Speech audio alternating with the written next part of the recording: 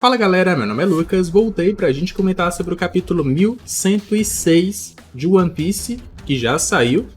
Próxima semana não vai ter capítulo, já adiantando pra vocês. Então, esse capítulo aqui vai ser bombástico. O Oda sempre deixa aquele gancho pra gente passar 2 semanas debatendo e discutindo sobre teorias do capítulo e o que vai acontecer no próximo capítulo. A gente tá aqui no site da One Piece X. Para toda e qualquer informação que você quiser saber sobre One Piece, você encontra aqui anime, mangá, live action, informações, SBS e por aí vai. Vocês encontram aqui, os caras são foda. E a gente vai aqui para os spoilers iniciais. Capítulo 1106, ao seu lado. Então por essa frase, esse capítulo aqui aparenta ser um capítulo que vai ser mais emotivo. Muito provavelmente estará ligado a Bonnie, ao seu pai e aos vários clones do Kuma que estão prestes a lançar raios lasers nela, como a gente viu no capítulo anterior. Não só nela, como no Kuma, na outra Vegapunk e no Franky também. Vamos começar aqui com os spoilers iniciais. São Saturno e Kizaru planejam aniquilar todos na ilha. Por essa frase, quer nos dizer que os dois planejam fazer isso, e daí vem aquela cara do Kizaru como se não estivesse gostando do fato de que ele vai ficar na ilha também. Eu só não sei se o Kizaru sabe todos os planos do Saturno, porque muito provavelmente o Saturno também pode querer se livrar do Kizaru dentro dessa ilha sem que ninguém saiba. Só que se ele for fazer isso, vai ser depois, ou ele planeja fazer depois que acabar com todo mundo, porque se ele for tentar fazer alguma coisa com o Kizaru agora, ele só vai ter mais um inimigo para lutar contra. E o Kizaru é um almirante, então ele conseguiria se defender.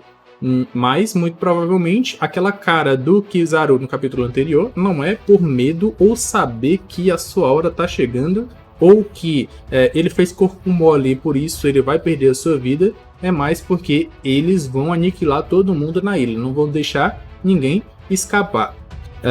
Antes que Kizaru possa agir, Luffy o interrompe e dá um soco em Kizaru. Esses capítulos, como eu já falei e venho falando, só o Oda enrolando para que o Luffy não tome a dianteira da batalha e tenha tenhamos todos aqueles capítulos em que o protagonismo não foi para o Luffy na situação, foi para o Kuma, que mereceu muito aqueles momentos. Só que o Luffy já poderia ter voltado há muito tempo antes, a gente já falou sobre isso, são 32 segundos, se eu não estiver enganado, para o Luffy voltar. Ele já tinha descansado e jantado, e comido na verdade, porque o Luffy não janta, ele come a todo momento. No caso, o Luffy já poderia ter voltado, mas agora que ele voltou, ele já voltou como? Naquele socão absurdo na cara do Kizaru. E aqui eu quero saber, mais uma vez, porque em uma luta onde alguém bate e outro só apanha, não tem como o que só apanha ter ganhado. Porque até agora, a gente não viu um ataque do Kizaru que realmente tenha dado um dano absurdo no Luffy, a não ser aquele chutão que o Luffy levou, mas quando estava no Gear Force e não do Gear 5.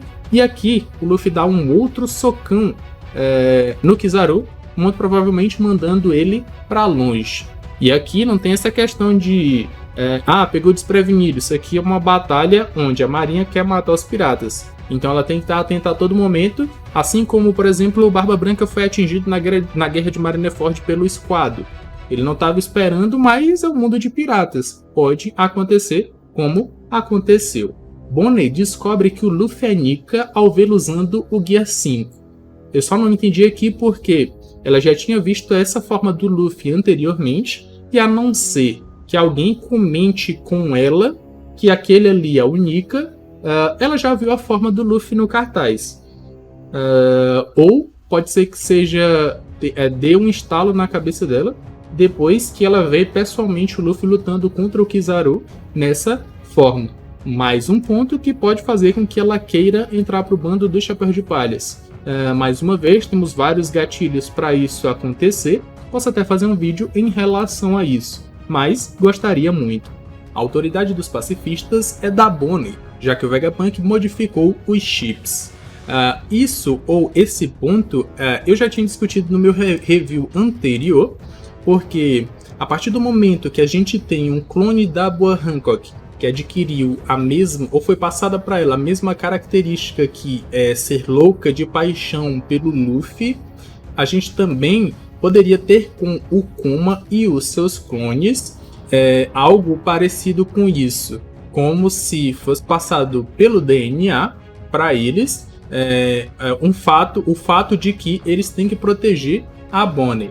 Só que o que está sendo dito aqui, e a gente vai confirmar no capítulo, é que o Vegapunk modificou os chips e não algo que quebra a modificação genética que o Vegapunk fez nesses clones. Não é como se eles tivessem se rebelado contra a programação para não atirarem na Bonnie. É mais como efetivamente o Vegapunk foi lá e modificou os chips para que eles nunca atacassem a Bonnie ou que ela tivesse a maior autoridade. E eu também já tinha falado isso. Se o Vegapunk fosse burro o suficiente para deixar os Goroseis como a maior chave de comando, em algum momento ele iria morrer. E é o que está acontecendo agora, ou aconteceria, caso ele não tivesse feito essa modificação. Porque aí os pacifistas atacariam a Bonnie e todo mundo ali, inclusive o Vegapunk, e ele morreria. Mas, como o maior cientista do mundo de One Piece, ele pensou nisso antes, modificou. Tomara que ele também tenha modificado o dos Serafins, porque os Serafins são armas mais poderosas que os pacifistas Mark III que a gente tem na ilha de Egghead. Tomara que ele realmente tenha feito isso, porque senão o caldo vai entornar contra os Mugiwaras e os Vegapunks. No final do capítulo, descobrimos quem foram os que destruíram o navio da marinha. São Dory e Brog. Isso aqui é hype, rapaziada. Isso aqui é muito hype. Seria muito maior se o Oda não tivesse mostrado que Dory e Brog já estavam na ilha de Elbaf, lá no momento em que o Shanks está na ilha e vai lutar contra o Kid.